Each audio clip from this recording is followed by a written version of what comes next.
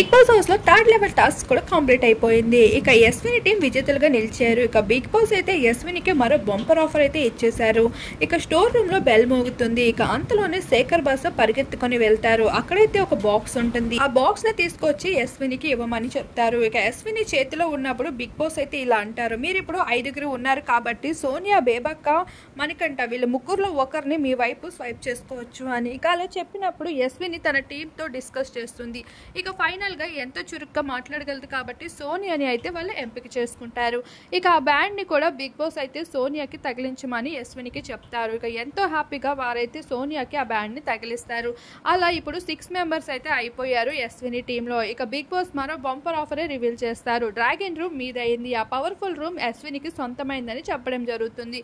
ఇక మిగతా ఉన్న 2 రూములు మిగతా వాళ్ళు యూజ్ చేసుకోవచ్చు అంటూ ఫైనల్ గా చెప్పడం జరుగుతుంది. ఇలా లైవ్ లో యశ్విని టీం మరోసారి గెలిచేసింది.